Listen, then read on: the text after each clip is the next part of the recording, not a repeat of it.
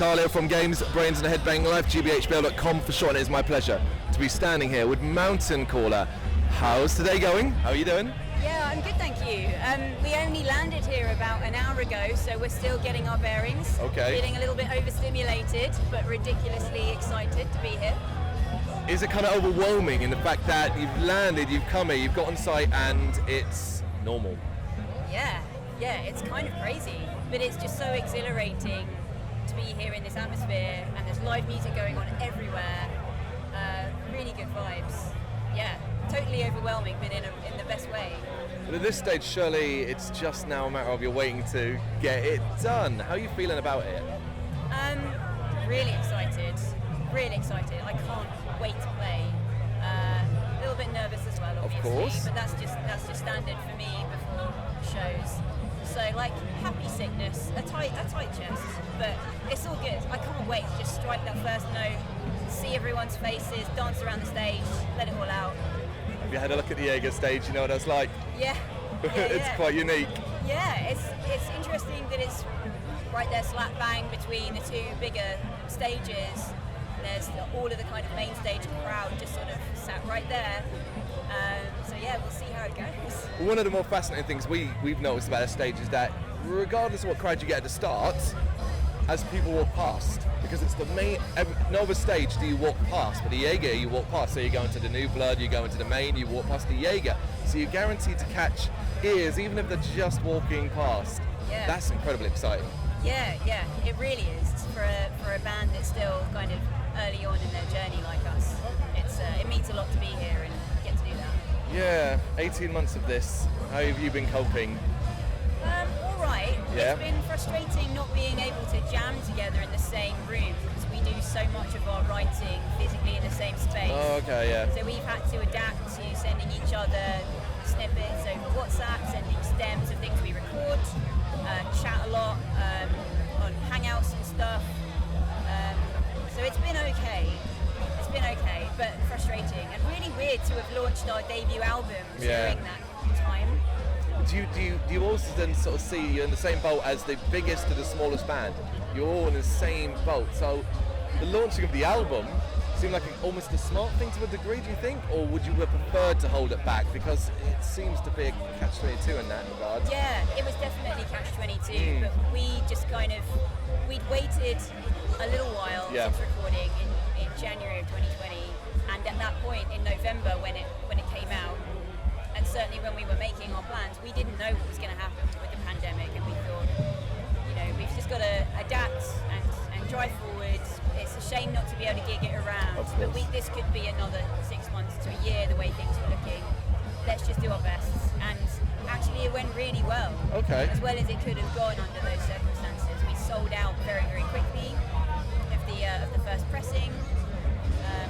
So yeah, we were really stoked with how it went. Is that the most positive thing you've been able to take out from these 18 months? Because it's very easy to get dragged down to the negativity, particularly in a band when you're not able to do the live shows and jam and stuff like that. Yeah. So what's the most positive thing you've been able to take from these 18 months? Gosh, what a question.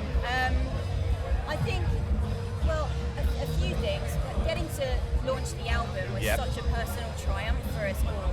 It meant a lot to us to put our first full-length thing out there, and we're so proud of it. It's a real labour of love. And then to just still have the support of Paul at Incendia and the guys at New Heavy Sounds that were just with us the whole way through was amazing. And just knowing that our band is really strong and our friendship is just so healthy and so good, and that we just kept talking and we could really kind of lean on each other during that time. Okay. It's a really precious thing. So you think you've got closer by being pushed further away? You think you might have got closer? I think so, actually. Yeah. Okay, that's awesome. What about things then you've been forced to do in regard to, say, writing and recording and that stuff that you think you would continue into the future because it kind of worked in your favour? Is there anything, or would you just like to go back to let's get in a room and do it that way? Yeah. Gosh, I think we're now not afraid. If this has to happen again, which I hope it won't, and I don't think it will. We know we can kind of deal with it. It was a really sad fucking time, and at least we've all got day jobs, and we're so grateful for other musicians that weren't able to keep going during that time. I cannot imagine the stress and the strain of that. But I think, to be honest, I just want to keep getting back in the room and practicing a couple of times a week with the guys, seeing their lovely little faces, jamming things out, playing live gigs. I don't want to go back to... No, that's completely fair. So, back to the stage then. Yeah. What's your set looking like? What are you planning to do? Are you just going to focus on the album? Are you going to throw in a few new surprises? We're going to play a new song. Ooh, there it is. A new song with some really epically massive new riffs. I'm really excited to play it. And then a mixture of other things. Obviously, we have carefully put together our most metal set Obviously. for the audience here. So, it should be pretty crushing, I hope. Yeah, but those days are done a bit. I mean, look at some of the bands that are playing across this entire weekend.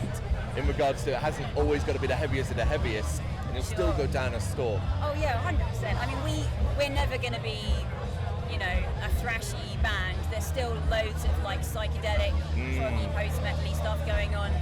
No matter what song we play, it just so happens that it's just got some bigger, grindier, gnarlier things in there as well. Oh, that's awesome. Is this a bit of a launch pad? Are you seeing this as a bit of a launch pad for the next couple of months? Kind of like, now that we kind of shows coming back over here, and again, we've got to use the word hopefully, but hopefully things are going to continue as they are. I hope so. I really hope so. We've got a tour lined up October-November time with Wine, all around the UK, and then there's Portals in September as well, and a few as Damnation to do. So I'm hoping that this is now the first big push towards a lot of great stuff. So I find that fascinating, right? You're worrying about not being too metal here, but you're going to be at Damnation. I'm postponing that worry. We'll deal with that when we come to it. It's far down. Are you planning to stay for the weekend? We can't, unfortunately. We've got to get back for day job working. Yeah, of course. Life of a modern band.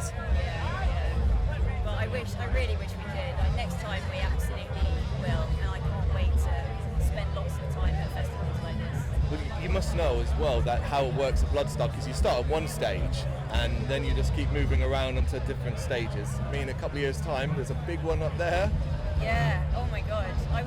We never started this band with the ambition to do that kind of thing, but the more time has gone on and the more confident we've become and the more excited we've become by what we're able to do musically, the more that kind of thing is really exciting to us. I would love to.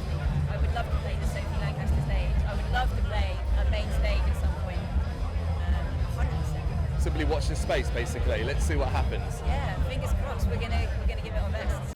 Thank you very much for watching. You can check us out on gbhbl.com as well as on Facebook, Instagram, Twitter and Tumblr. Go to Patreon to help us out over there. That's patreon.com/gbhbl, as well as Big Cartel, where you can find some of our merchandise. We have a podcast running on SoundCloud and Apple Podcasts, and of course, if you like this video, do us a favour, hit the subscribe button and help the channel grow.